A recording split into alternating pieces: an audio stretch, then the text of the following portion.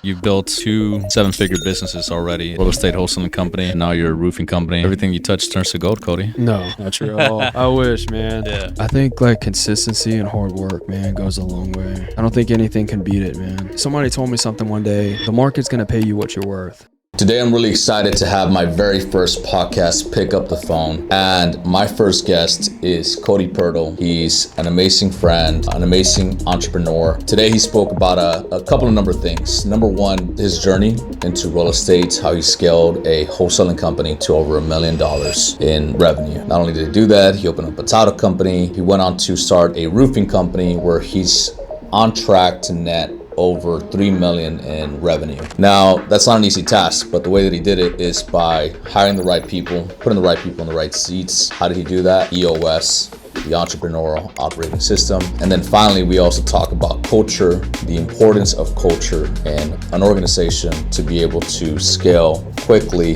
by trusting the people that you're working with and delegating efficiently. So I can't wait for you to see this podcast, and please give me some feedback. This is my very first podcast. I need everyone watching this to tell me what you think, tell me what you want to hear, what you don't want to hear, and I let the audience decide that. So I hope you enjoy this podcast. Welcome to the first ever episode on Pick Up the Phone podcast. This podcast, we're going to be bringing on a lot of successful people so that we can talk about their journeys and offer value to other people that are getting started out there, that are going on the journey of entrepreneurship. So today's guest is Cody Purtle with Silver Ridge Roofing. Welcome, Cody. Hey, what's up, man? Glad to be here. You're also a really, really good friend of mine. Yeah. Best friend. Yeah, definitely. So we've been knowing each other for a long time, and it's been a hell of a journey. It's been quite the journey, huh? Yeah. Yeah. So we met in 2017? 2017. 2018. I can't remember. 2017, I think. Or 2018. I don't know. Or 2019. No, it was definitely not 2019. Yeah. But we met in Tampa. We met in Tampa at a mastermind. It was probably one of the biggest masterminds or biggest paid mastermind that I went to at the time. And yeah, we spent quite a bit of money on that mastermind, huh? Yeah. A lot of money that I didn't even have at the time. $25,000. Definitely a huge risk. $25,000. I didn't have the money either. Yeah. So it was a huge risk, I think, on both of our parts. But hey, I think we made a lot of connections from that mastermind. We learned a lot in the wholesaling space. So I definitely thought it was worth it, you know? It definitely was. Yeah. Probably one of the best decisions I've ever made. Yeah, same. Both with friends and business. Yeah. Yeah. Absolutely. So let's talk real quick about your journey, bro, because a lot of people are, probably watching this for the first time, don't know who you are. And let's just get right into it. Let's talk about who you are, where you're from, your journey onto entrepreneurship. I think right now, just to introduce you better, can you just tell us a little bit about your company and maybe some of the best wins or the biggest wins that you've had up until this point? What do you want me to talk about first? Real quick, first, your intro into a quick intro into who Cody Purtle is right now. Who I am right now, I am 33, or at least I'm 33 that I can think of right now. But yeah, I'm a dad, believer in Christ. Been through a lot of shit, good and bad. Yeah. And yeah, I mean, I own a roofing company, and I have the privilege of serving everybody that's a part of the team at the roofing company, Silver Ridge Roofing here in Houston. How big is your team? We're up to about 12 people right now. 12 people? Yeah, Nice. 12 people that are here in Houston. We have a virtual agent who works in Venezuela, but she's just as much a part of this as the people here as well. She's very invested too. Right. Yeah. Love that. What about roofs? How many roofs have you guys done? Oh, I have no idea. We probably average anywhere between 3 and 5 a week. 3 and 5 a say. week. Yeah. Love that. Yeah. So some pretty good revenues so far. Good revenue so far. This is actually, I would like to probably consider this my first actual full year Yeah. in the business, Mhm. starting from January 1st. So I went all in into the roofing industry of March of last year. Started it off part-time while I was still doing real estate. Wholesaling was more so my bread and butter, but March of last year was kind of just put the real estate to the side and decided to go all in Nice. into the roofing industry. Nice. So I love that. Yeah. And so, I mean, it seems like you've built 2 7-figure businesses already. It's been your real estate wholesaling company and now your roofing company. So everything you touch turns to gold, Cody. No, that's not true at all. I wish, man. Yeah. Probably be way better off if that was true. Right. Yeah. Right. So let's start with the journey then. So what made you used to work at Halliburton before? Give us a little bit of journey on Yeah, how you got here. Yeah, so dropped out of high school, went straight into oil and gas. Try to follow the same footsteps as my dad, and a lot of people from where I was from, and yeah, worked offshore. I worked at a couple different companies. I'd say worked for my dad for a little bit. Yeah. Then I worked for Weatherford, which is another big company, and then I worked for Halliburton. I actually took I was making better money at Weatherford before I went to Halliburton, and but I knew that at Halliburton I would be able to grow there into a bigger role to make even more money. Yeah. So I was like 19 years old, 21 by the time I worked for Halliburton. I was the youngest guy over there. Wow. Worked my way up from wireline to running completion tools, which Yeah. is a pretty big step. Got laid off in December. Man, I can't even remember. December 2015. Mhm. Yeah. And but before that, man, I kind of started to get the entrepreneur bug. I wanted to get into real estate. I was listening to Bigger Pockets, reading books, and bought my first rental property. Yeah. Like I literally closed on my first rental property like a week after I got laid off, and I was second guessing on buying it or not. Wow. But I was just like, fuck it, I already went this far. Yeah. Might as well just go ahead and get it done. Bite the bullet. Bite Yeah. the bullet. Yeah. Yeah. So yeah, man. I mean, I owned a couple real estate properties. I still have a few. Moved out to Houston, Texas. Had a couple different sales jobs. I knew I wanted to be in business, and I wanted to learn about sales and marketing as much as I could. So reading books, studying. I mean, I was just glued, man. I was just like a sponge, just learning as much as I could. Worked, sold cars for a little bit. I worked in collections, calling people to try to get them to pay their bills. Hated that job. No kidding. But that was the first sales job that I got, and I built a tough skin doing that, man. Getting told fuck you, fuck off all the time. Yeah. It was definitely new to me at the time, but I liked it. I liked that part of it. It was fun. It was funny. It kept the job entertaining a little bit. Right. But yeah, man, I got into real estate and wholesaling. Did wholesaling for a while, man. Loved it. Loved every bit of it. Don't regret it for a second. Learned so much about sales myself, how to run a company, how to lead a team. Had some great times, great memories, great partners doing that too. Love that. Yeah. It's amazing. So did you start going on to entrepreneurship while you're from Louisiana? So did you start entrepreneurship when you were in Louisiana or when you moved to Houston? It was more so whenever I moved to Houston. I mean, I got let go in December of 2015. Bought that first rental property, and a few months after that, I ended up moving to Houston. Nice. Yeah. Nice. So a lot of people, that are probably going to be watching this and hearing this, they are kind of stuck sometimes, right? Or they're wanting to move from a corporate job to entrepreneurship, right? We both are entrepreneurs full time. Yeah. It's been a long time since both of us have been in the corporate world. So from your perspective, what is it that gave you the courage to make the move from a corporate job to going full time into entrepreneurship? How did that happen? I think it was more so like something I kind of had to ask myself, because I was young. I had just bought a house at the time. and I was scared, you know, what life was gonna look like being laid off. And it's not like I was let go like that. I had kind of like a year to prepare. I knew like the industry that I was in was slowing down. Yeah. So I started to question myself, should I go back, you know, go get a college degree?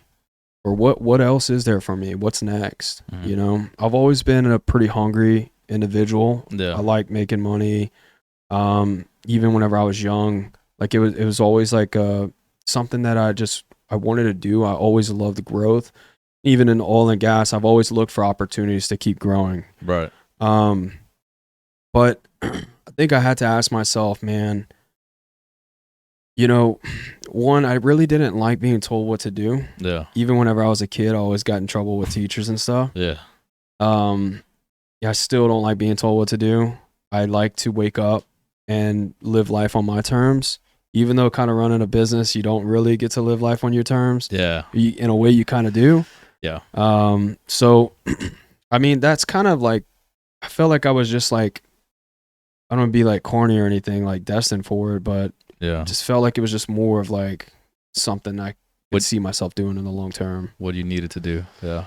Yeah. Yeah. What was you mentioned fear, you know, and I think a lot of people get held back by fear, right? So how did you overcome that fear at that time?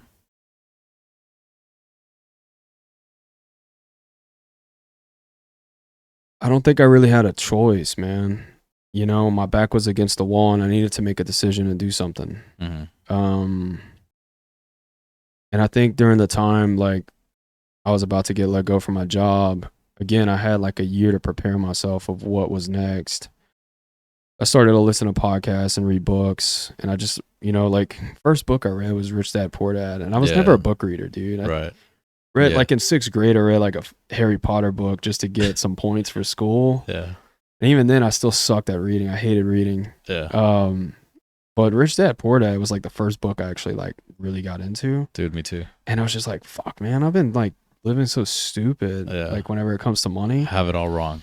And I just started looking at life from a different lens, man. Just shatters your world. Yeah. Yeah. Yeah. And then it just, you know, I started listening to these podcasts and I'm like, fuck, I want to do this. I can do this, you know? Right.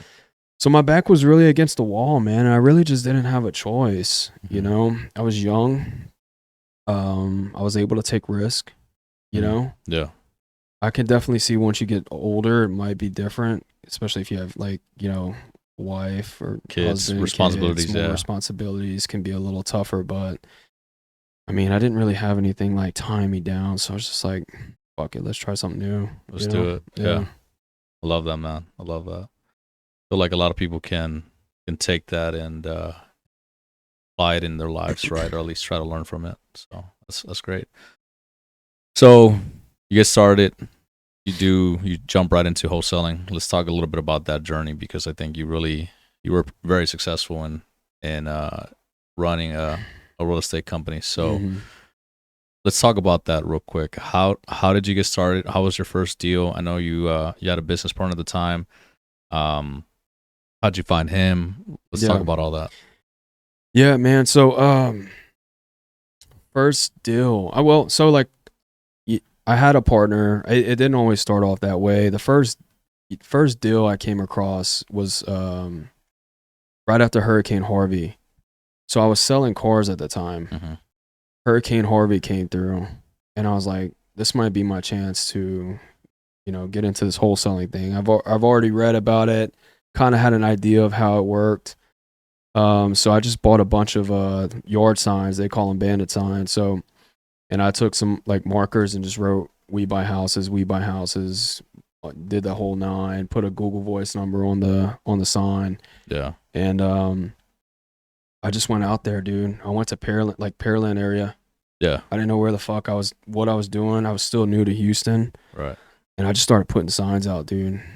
No kidding. Yeah, I just started putting out signs. That's how you got your first deal? That's how I got my first deal. The bandit sign. Bandit signs. When was that? 2018? No, it was 2017. So Okay. Harvey happened in 2017, right? I believe think- so, Yeah, yeah. it was like September. So Yeah. yeah, like probably 2 months after Harvey. No kidding. Yeah. Wow. I ended up getting one house under contract, couldn't move it.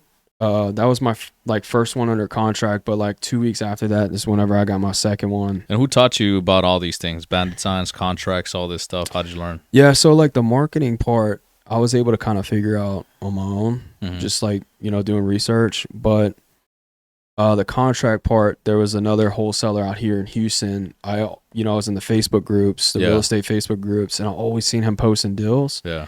So I reached out to him on Facebook, sent him a message and said, hey, I'm new to this. Can you help me? He sent me over the contract that he uses. And it's kind of how we went from there. No kidding. Yeah. Nice. Yeah. I love that. So the first deal, you couldn't move it. You locked it up. You locked it up too high. Yeah, it just needed too much in repairs. Got it. Yeah, it was another flooded house. Needed too much in repairs. Did you try to renegotiate with the seller at all after you got an offer from buyers? I think I did. I tried to renegotiate with him. The house was also it was flooded, right? The owner told me that it didn't flood, and I was too kind of green to like really tell. Now this is like 2 months after Harvey, so it kind of like dried up a bit. Yeah. But so I started sending buyers in there, and they're like, "Yeah, man, this house flooded and shit." And so this guy was trying to lie and say it didn't flood. Yeah, it's kind of shady from that seller, huh? Yeah, it was very shady. Yeah. Wow. Cool. So your second deal that you locked up, you were able to move it. Yeah, I was able to move it. How much you make on that second deal? Like 7,000. 7,000. Yeah. Small deal on the first one. Yeah, it opened up my eyes though. I said, "Fuck selling cars." Yeah. No shit. Quit selling cars. Like, so you're selling cars while you were trying to do this. Yeah. Oh, got it. Okay, you went full in. Yeah. Okay. Yeah, went all in. Second deal. What happened? Second deal, dude. I don't even know. I can't remember that one. Yeah.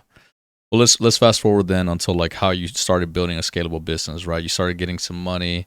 What happened that got you to build a wholesaling company where you're bringing in a crap ton of cash? Yeah, so it didn't really just happen that quick. Like I made a ton of mistakes. I was always pretty good at my spending, and I lived still to this day, man, I don't live like an extravagant life. Like I keep things to a means for the most part. And I did the same too during that time. However, I was starting to try to dump more money into marketing, more bandit signs. I was going out putting signs. I also had hired somebody to put them out. I was trying the whole cold calling thing, but before, like cold calling was kind of new, or at least it was for me, in the wholesale. So this was probably like 2018, right? It wasn't as big as it was whenever, I was, deep into the wholesale world, but so instead of me cold calling myself, I hired some VA from like Fiverr or Upwork or some shit. Yeah. And I didn't know anything about cold calling real estate. And I was just like, hey, here's a list. Here's a dialer. Oh God. Go call. It's a fucking terrible mistake. Terrible. Yeah. Yeah. So I lost a lot of money, like marketing. The best way to do that is to hire a reputable virtual assistant company. Yeah. Like Vancom. Yeah. I agree. You guys are great. But yeah, man, I made a ton of mistakes with marketing, and I was always like, it was always like every month, man, like, what am I going to do to get that next deal? Like, I need money, something to click. Yeah. Luckily, by the grace of God, dude, I was able to get a deal landed here and there to keep getting me by. Yeah. And then I met my partner, Jared. He actually called me off of one of my bandit signs that I put out. And he wanted to meet and stuff. And I kind of like didn't at the time, man. I didn't really like care to like partner or like meet up with people and like do the whole lunch thing. But eventually we crossed paths, and we made a partnership work, man. And I have nothing but great things to say about that guy, man. I mean, it was a great partnership. You guys crushed it. Yeah. What's the most amount of money that you guys made with wholesaling? Like in a year? In a year. We did like over $1 million, 1.1, something like that. Nice. Yeah, I think 1.1 or 1.2 was the most we've ever done in 1 year. You guys kept your operations pretty tight, I remember. So you guys, your overhead wasn't crazy. No, it kind of was. It got crazy? Yeah. No, I could say like some mistakes we made with that business was kind of not, I don't want to say overspending, but like just try to scale too fast, and you try to like spend more money than you should be. Probably. Yeah. We just like, we're very explosive with spending. Like, hey, let's try this, let's try this, let's try this. You Right. know, so some mistakes we made down the road. Yeah. You know, we were new, man. We were having some taste of success, and you know, we were learning, dude. So, yeah, no regrets on that side either, man. It was super fun. Yeah. Fun And times. you guys did like a whole title company. You guys opened up a title company. Title launched that. company. He still has a title company. Mhm. But yeah, it's something that I didn't really care for. I hated it, to be honest. Yeah. It's a different business. Yeah. Different business and just different. Oh, I just didn't like any part of it. Yeah, Man. Nothing. No offense. Like people who work in title, I think it takes a special individual to deal with that. Yeah. Pretty sure you can agree. Oh, It just wasn't my taste. I Yeah. didn't have any excitement with it. You know what I Right. mean? Yeah. So No, I agree.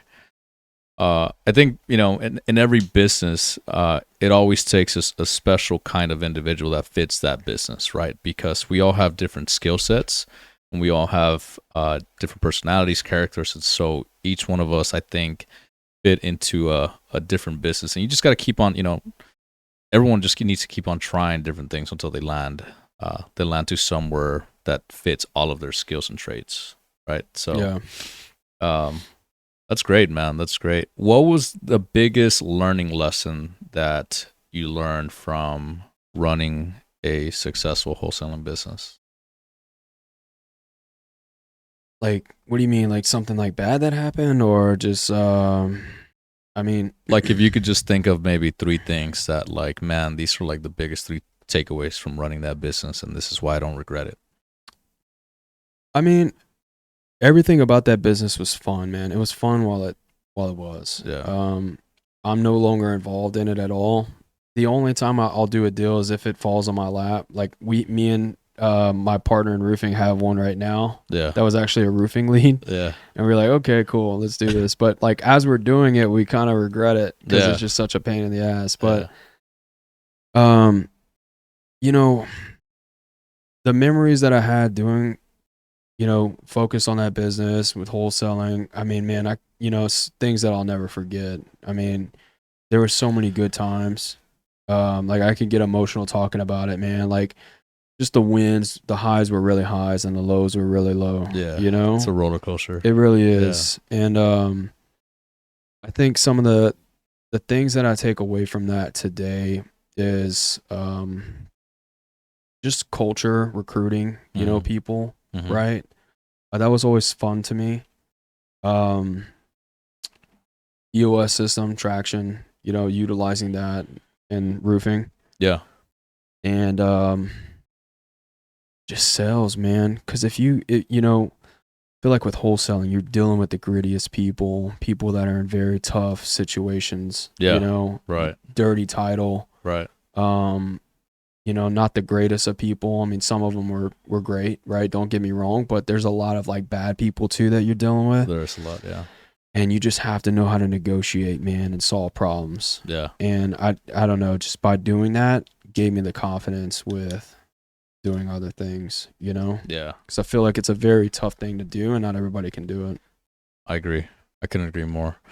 So let's expand on those 3 things because I feel like a lot of people could take a lot of value from those 3 things, right? You mentioned culture, EOS, and sales, right? So let's expand each one individually. So culture, hiring people.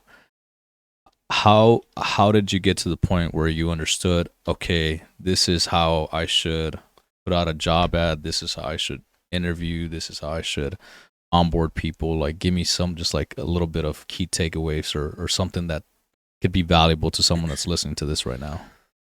I think one of the biggest things for me is transparency. Whenever you're hiring somebody or putting out a job, it starts out with a job ad, right?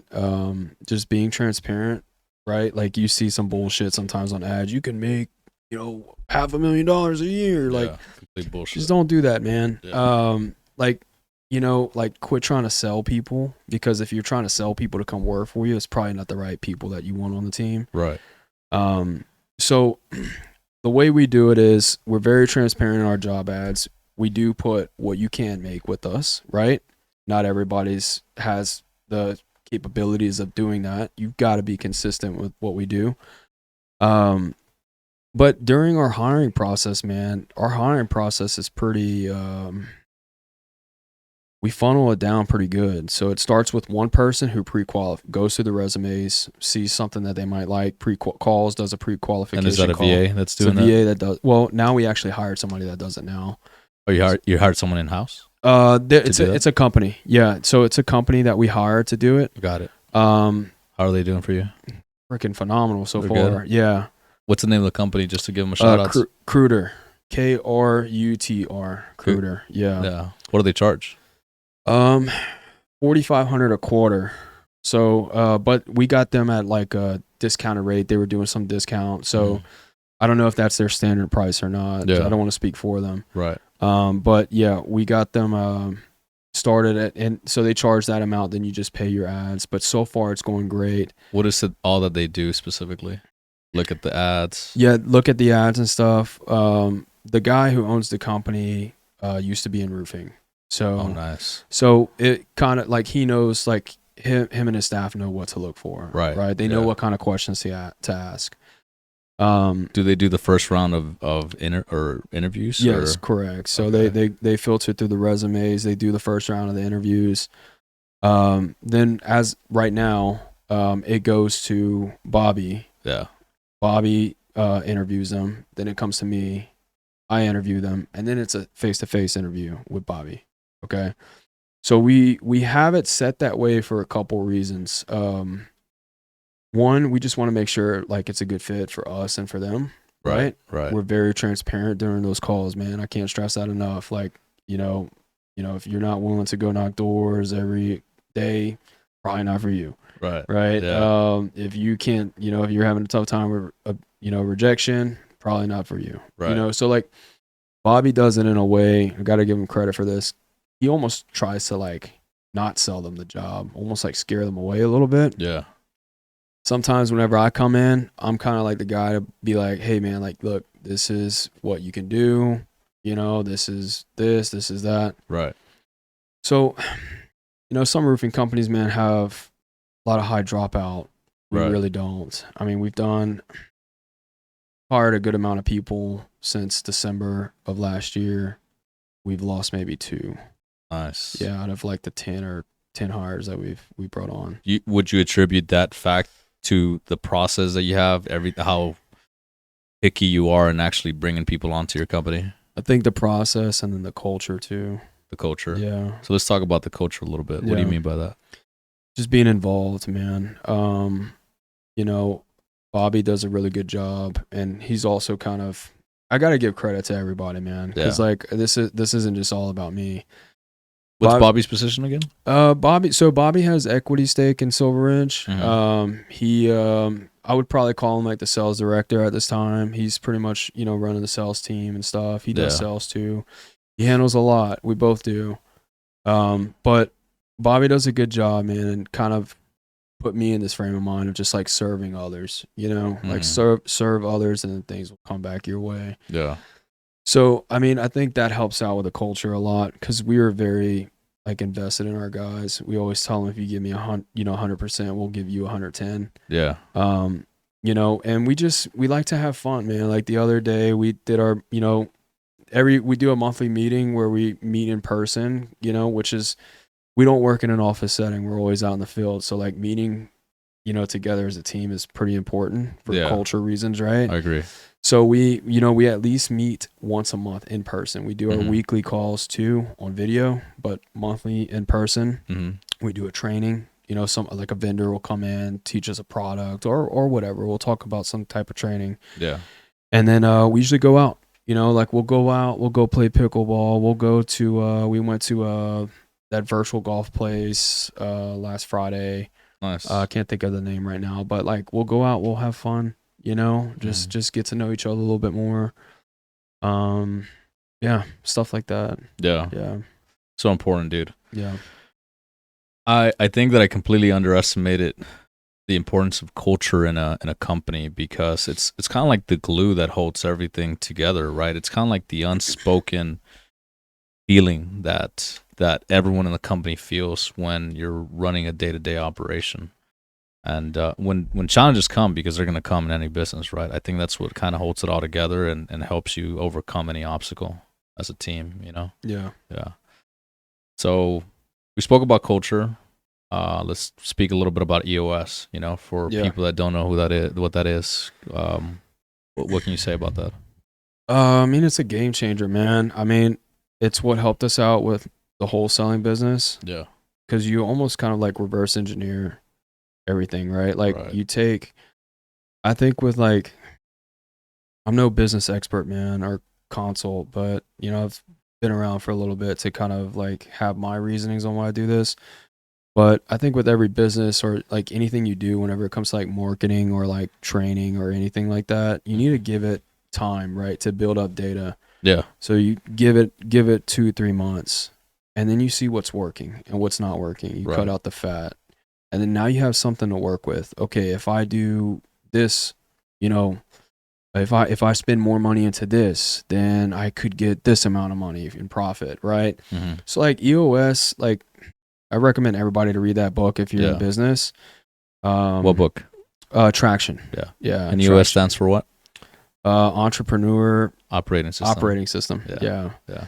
So I probably don't do every single thing in that book, but as far as like a tracking, you know, system, definitely helped open my eyes to that. And you do the VTO and everything also, the Vision Traction Organizer? We haven't done the VTO in a while, but we do like the quarterly meetings. Yeah. We do, you know, we do the weekly meetings and stuff. The quarterly meetings are another big thing. That's huge, bro. Yes. Yeah. Game changer. Yep. So we create kind of like goals that we want to set for the quarter. Mm-hmm. We create a to-do list. We go over any issues. We go over who's responsible for the to-do list. Yeah. Same thing I did with wholesaling, man. I mean, we did the same thing. Yeah.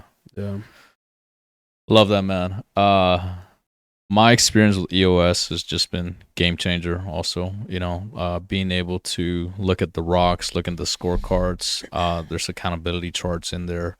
And again, I don't use everything either, but I think the most important things to actually do track is the KPIs, right? Like what EOS did to me is it allowed me to pinpoint the most important metrics in my business that I need to be tracking to push revenue, right? And so in roofing, would you say that doors knocked is the most important KPI to track, or what KPI would you say is the most important KPI to track? People they talk to. Conversations, yeah. And how do they track that right now? Well, I mean, we have an app, a canvassing app that we use. We can see if they talk to them, if they put it in non-interested or inspected, right? There's only 2 things that are going to happen when you knock their door. Well, 3 things. They're either not going to answer, right? Not interested. Or they're not interested, or they're going to allow an inspection. Yeah. Right?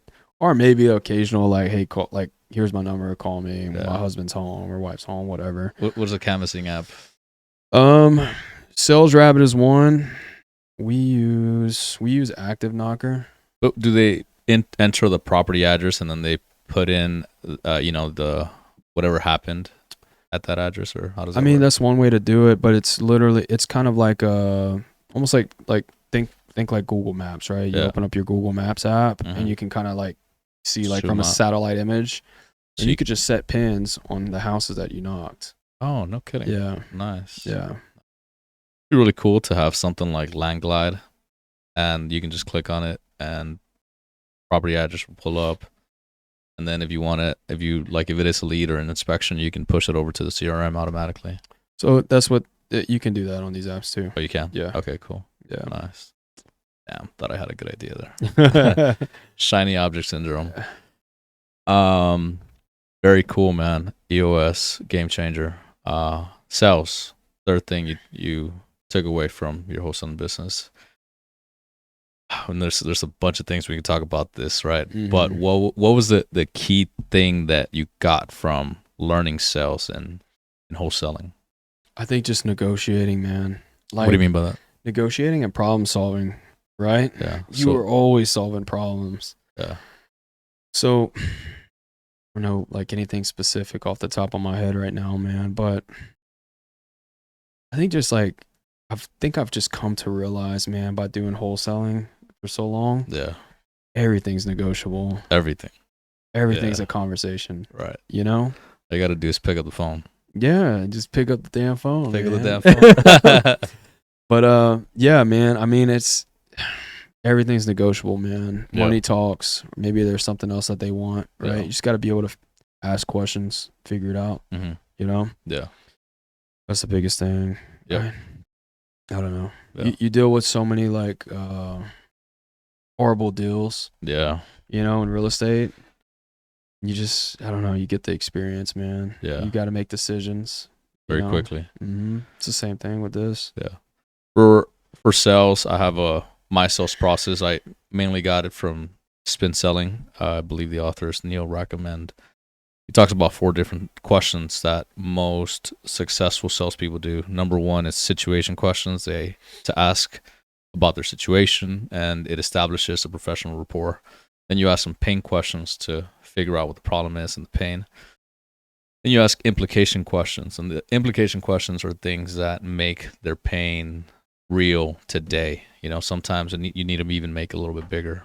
And then finally, you ask need payoff questions that inject yourself as a solution, right? So that has been my key takeaway for negotiations, and using that to be able to inject myself as a solution, right? You mentioned solving problems, and I believe that those 4 questions allow you or guide you really well to be able to find out the problem, make it big, make it real, and then you solve the problem by inserting your traits and skills into their pain. And then whenever you're negotiating, if you can do that for someone, price is not an issue. It just melts away. Would you say that that's pretty accurate? Yeah, no, I agree, man. Everything's a conversation, man. You just gotta ask the right questions, figure out what they truly value and what they want. Yeah. You know, and the crazy thing is, a lot of people are scared to say that. Yeah. You know, so you gotta scared to say what they want. Yeah. You know, or what they value. Some people just don't want to be upfront. So Right. I always just pick away at it and ask questions to try to, you know, even if someone's like, I'm not interested at this time, like, why? Why aren't you interested? Yeah. What's holding you back? What's you know, stopping just you? Yeah. just figuring, you know, that out, man. Like I tell these guys sometimes, man, quit being order takers. You know, we're salesmen. You know, we don't work at Burger King, man.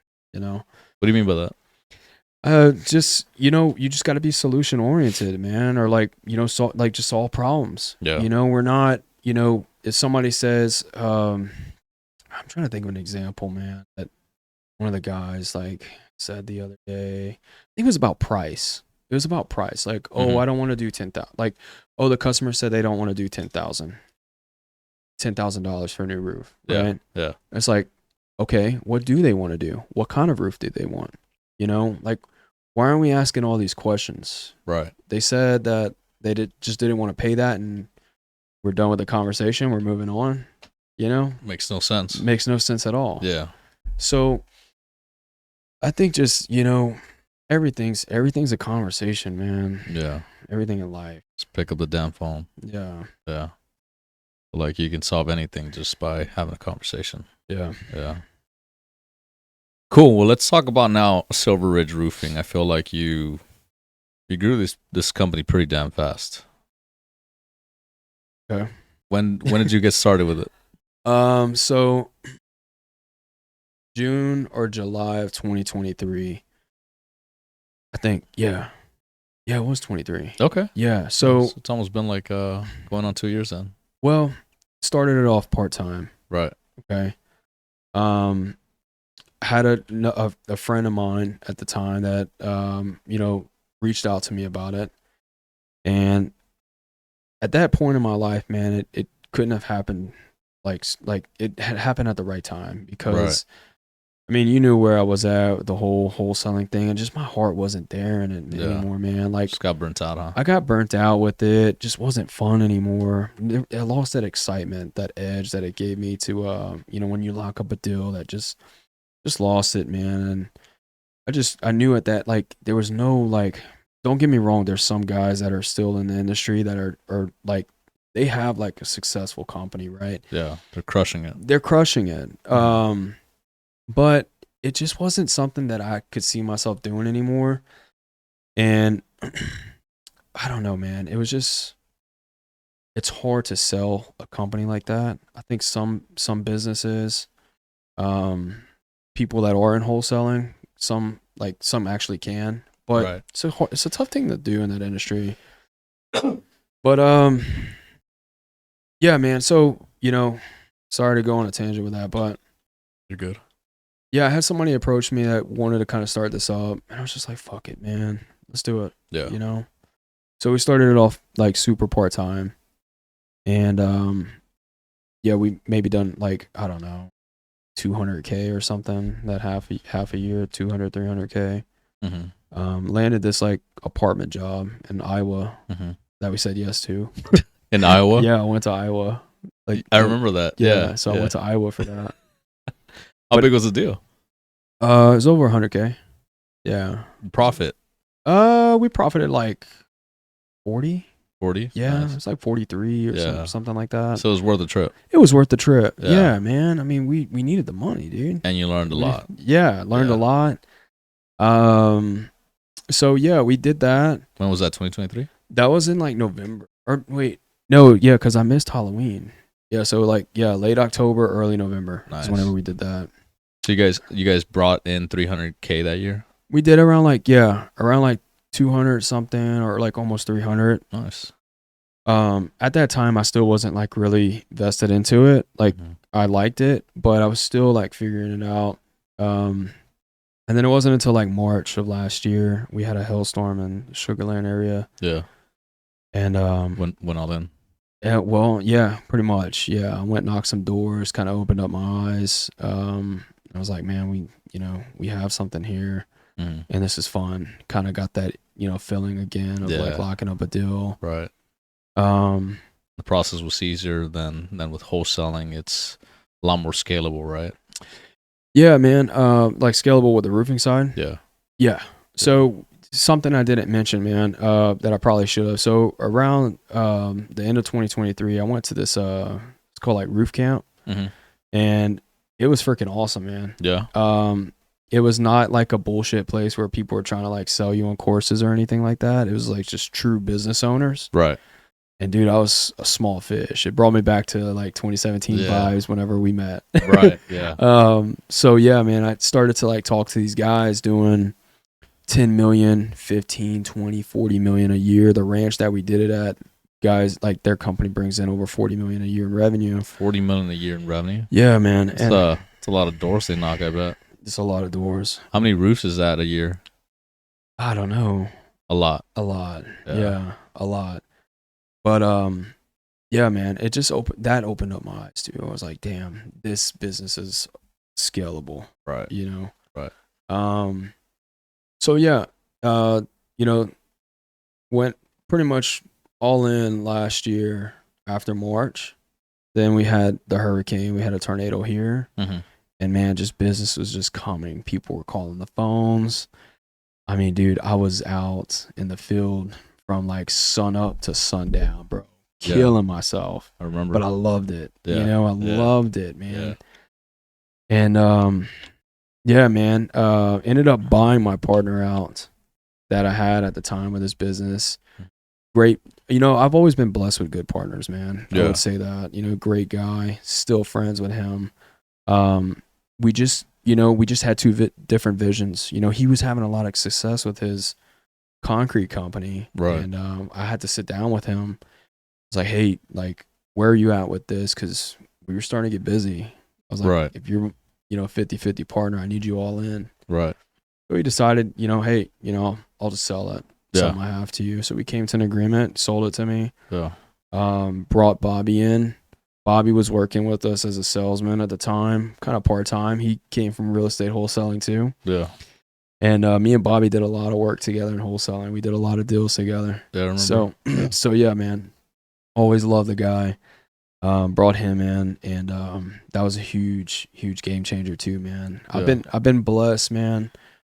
Today we had something great happen too, but I've always been blessed to. What happened today? Well, we just got a new sales manager. So yeah, guy has tons of experience. So I think he's going to be an absolute game changer too to the guys. And again, it's just all like, I want to build something, man, that, you know, people come work for us and they have the opportunity to change their financial situation or their lives, man. I think that's going to bring a good sense of like joy and pride in my life, you know, just make me feel good inside. Right. So, you know, again, it just goes back to the whole like serving people. And, yeah, man, I mean, here we are in 2024. We did, we had a pretty decent year last year for like our first full year. Kind of revenues you guys bring in? We did, I think 1.8. We ended at around like 1.8. 20 million? Yeah. And it was just me and I had a couple part-timers, you know? Shit. Yeah. Holy cow. So was it mainly you knocking on doors that got all the deals? I knocked on doors, and also managed our Google was blowing up after Hurricane Beryl. So I sold a little over $1 million last year. Just by yourself? Just by myself. Jeez. Which like Wowzers. if you're in the roofing industry, like that's kind of like if you have salespeople that are, you know, doing residential, right, like you want them to hit $1 million a year. Like that's kind of like the bar you set for your guys. Right. Like, it's a huge goal for them to attain. And for them and for the company. Mm-hmm. So I did a little over $1 million last year. And then, so far right now, I think we're at, so we ended, I haven't ran the number so far for this month in April, which we're having a freaking amazing month so far. Yeah. But in Q1 so far this year, we're at like 720 or something like that. Oof. So we'll definitely shatter last year's record. We're gonna shatter last year's for sure. Yeah. Love that. Yeah, great success, man. It's pretty exciting. Yeah. So I mean, this doesn't all happen by chance, right? Like, I feel like if you're bringing in $1 million a year, it's not just something that happens out of luck at this point, right? What do you think are the key skills or attributes that have allowed you to do this now? At this level? Man, I think I don't know, man. I think you could probably, like, you know me. I just have like my work ethic is pretty up there. Yeah. You know, I'm not trying to brag, but I work hard, man. Yeah. And I'm very consistent too. I don't really take a lot of time off. Yeah. I'm pretty hard on myself, like disciplined. Whenever it comes to work, I'm one of those guys where, you know, if I'm not busy, I'm like losing my mind, you know, because I feel like if I'm not busy, I'm not growing. Yeah. And it drives me crazy. It's kind of like a good and a bad trait to have. Yeah. But, you know, man, I don't know. I just, you know, I think like consistency and hard work, man, goes a long way. Yeah. I really do. I don't think anything can beat it, man. Like, you know, you can have all the talent in the world. Like, I'm a huge fan of sports. You know, I love watching, you know, like basketball, man. I love watching basketball. Mainly because, like you know, Michael Jordan and Kobe Bryant, man. Like those guys practice so hard. Right. Their mindset was unreal. Right. You know, watching that, man, paying attention to that, like I love that. I love watching it. It gives me chills watching some of their stuff. Yeah. You know? Yeah, same here.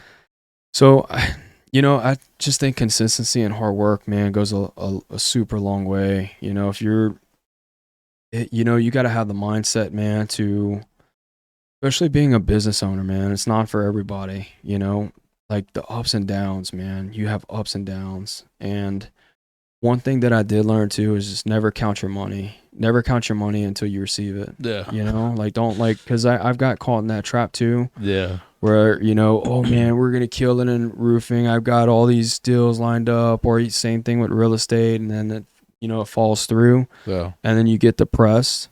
Yeah. You know, you start questioning, am I doing the right thing? You know, everybody goes through that, I think. Right.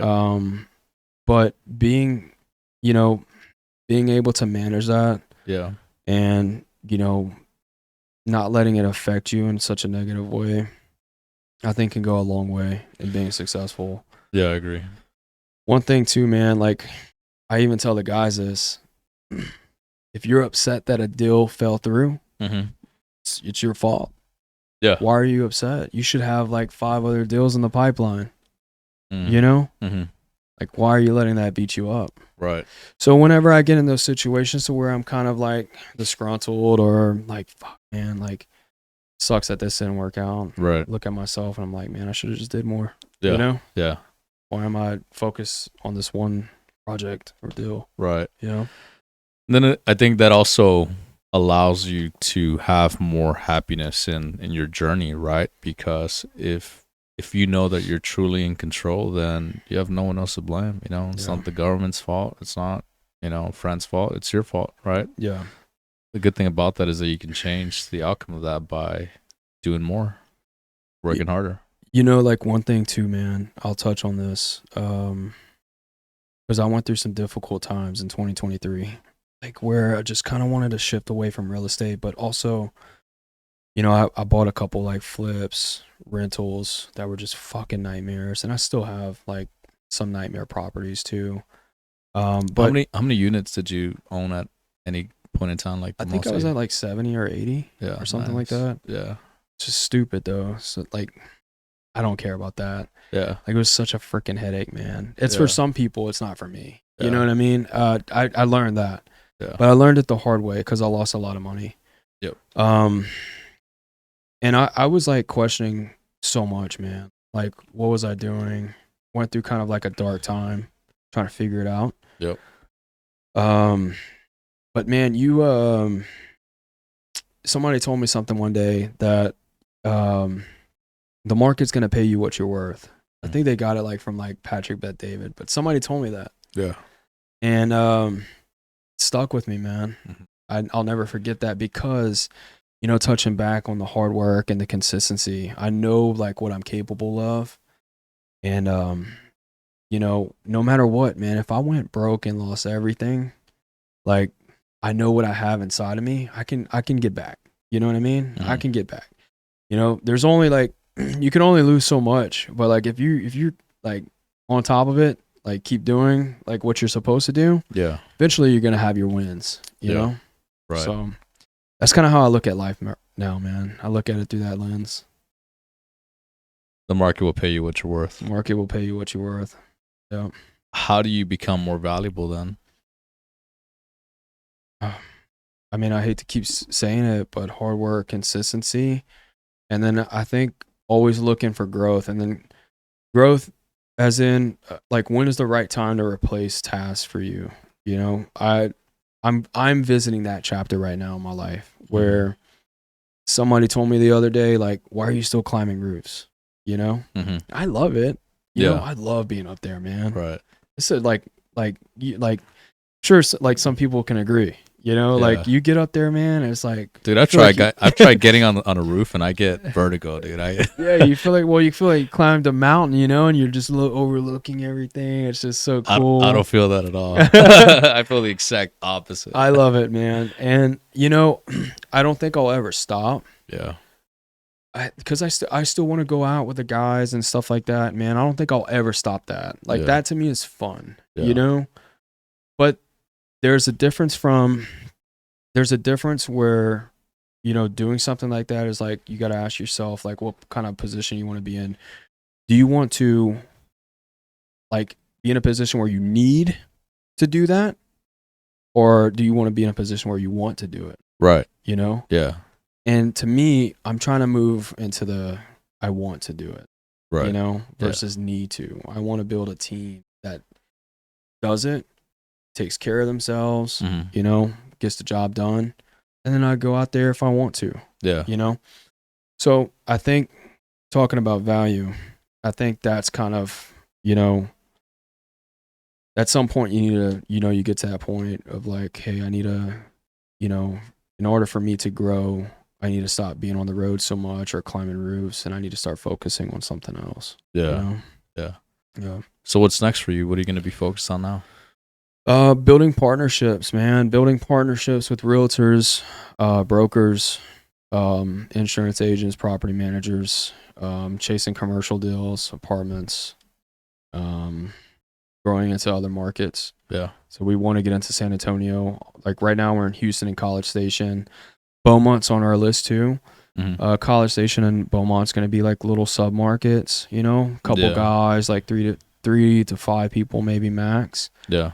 Do you have an actual physical office out in College Station, or? So we use co-working space out there. Okay. Yeah, we don't need I'm like, as far as expenses go, man, I'm pretty like, I don't want to, like, I said, I used the word cheap today in front of Bobby, that I'm cheap whenever it comes to expenses. But Bobby was like, no, man, you're not cheap, but like, I think you're making the smart moves. Like, you're budget friendly. Yeah, I'm very budget friendly, man. Like, you know, our office, we Yeah. spend like $600-$700 man. That's all we need. Yeah.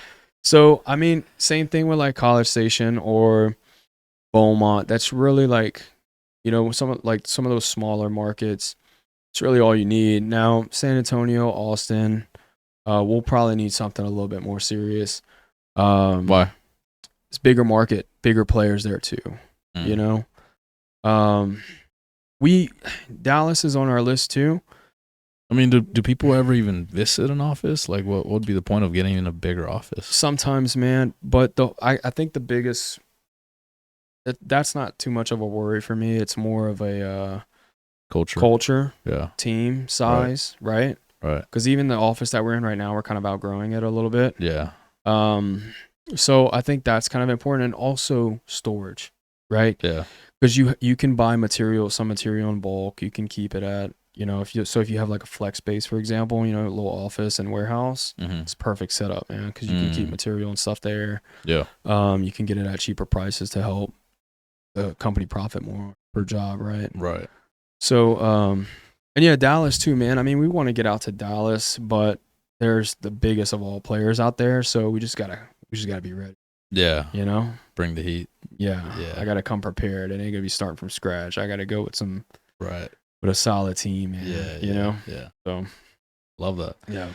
What's your long-term vision with Silver Ridge? Do you see like an exit there sometime, or what's your ultimate goal with it? You know, man, you know, if an exit is ever there in the future, I won't say I wouldn't be open to it. You know, we'll see. You know, if that's what happens, it's what happens. I mean, it's definitely something to consider, but you know, long-term vision, man. You know, roofing company is a great business to be in. I'm having fun, man. Riding the ride, you know, seeing where God takes me. Yeah. You know, if there's something else for me in the future after this, then there's something else, you know? Yeah. But right now, man, I'm happy. Everything's great. You know, love what I do. Yeah. And I feel like we do a good thing, man, for people. You know, that's another thing too. Like, brings you a lot of fulfillment. Brings me a lot of fulfillment too, helping people out. Yeah. You know, utilizing their insurance, saving them a whole bunch of money. Yeah. And yeah, man, it just feels like a super good thing. I think it's a great thing, especially like, you know, like a lot of insurance companies try to not pay out, right? And it's obviously it's a business for them, right? They're a business. It's understandable. I understand why they're doing it, but at the end of the day, I think that the great thing that you do is so you're able to help out that homeowner, right, with these different steps that you have to be able to overcome an insurance provider telling you, no, we can't replace your roof. You can come in and say, hey, no, we know the steps on how to overturn that and bring value to the homeowner. Yeah, you just got to be careful on how you word things. Word things? Yeah. I mean, just got to be careful. Oh, well, I don't know anything about the business. Yeah, so. you just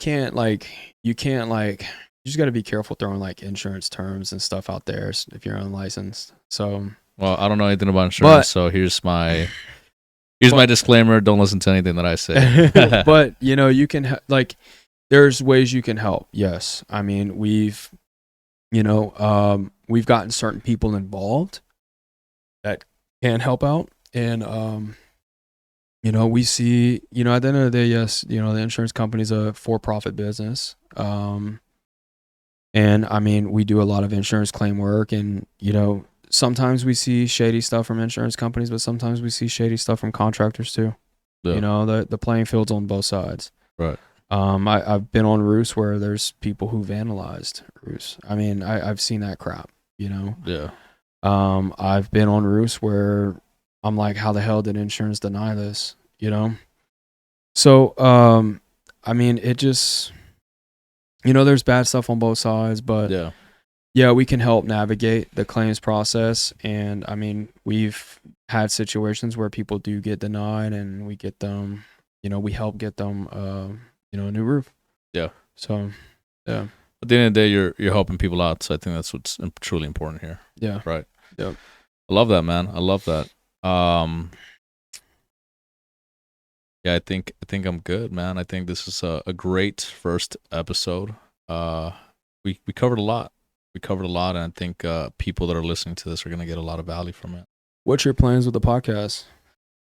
Man, I want to give back. When I first started, I listened to a lot of different podcasts, and so my biggest goal with this is, first of all, I'm just going to keep it real, like, and everything that I do. This is my very first one. So I'm like learning everything as I go, dude. Like even just setting up the cameras, right? And I wanted to learn everything because I never want to just like hire someone and like not know what's going on behind the scenes. I like to understand it first and then delegate it, right?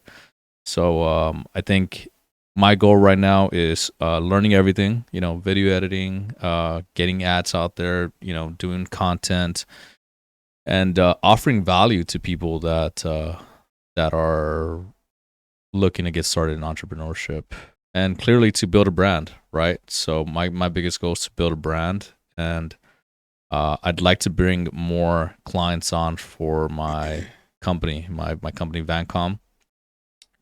We support small business owners with their marketing and sales department, and so I'm doing that for a lot of folks right now. We're doing cold calling for them. We have appointment setters that are closing leads that come in from the cold calling services.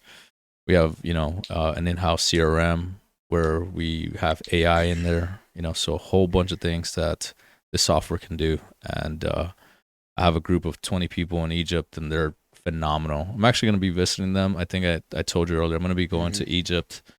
And you mentioned culture. Dude, I meet with these people on Zoom every freaking day. Mm-hmm. Every day I'm on a Zoom call with them. I'm on FaceTime. I can't see them in person, so I'm on Zoom calls. So I feel like sometimes I meet with them more than I meet sometimes some of my friends here, right? Like these guys are some of my best friends.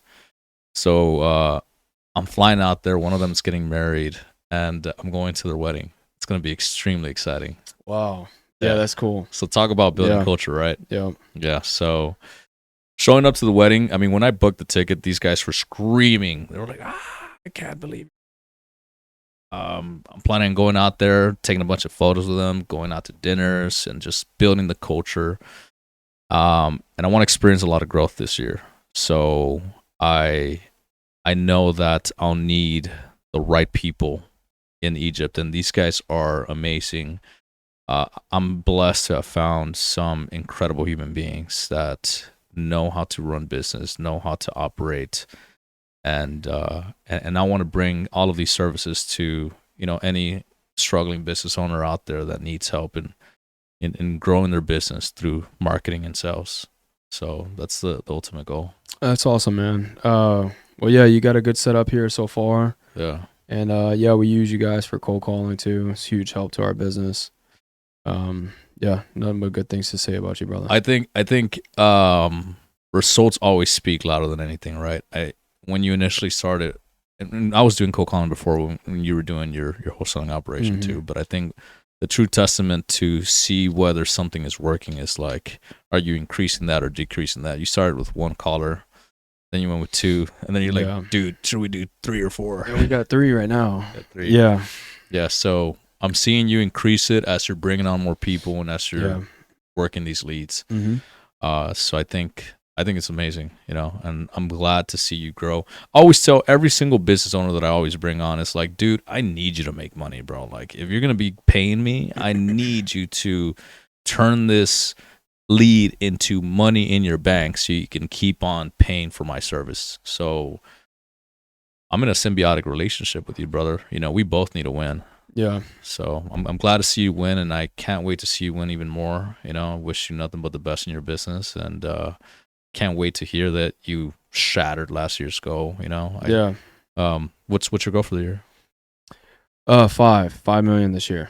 5 million. Yeah, 5. That's incredible. I think we can hit it too. Yeah. With the team that we have now, I think we can do it. Yeah, I think if you get like 5 callers, maybe 10. Yeah. Probably be getting some more. Yeah. Yeah, we'll see. I love it. Well, thank you so much, brother. This is my very first podcast, so I think it went great. And anyone that's watching, I want to hear some reviews, some feedback. Just reach back out to me. And Cody, real quick, how can people follow you online, man? Instagram, Facebook. I'm on Instagram at Cody Purtle, at CODYPURTLE. Nice. Cool. Thanks a lot again, man.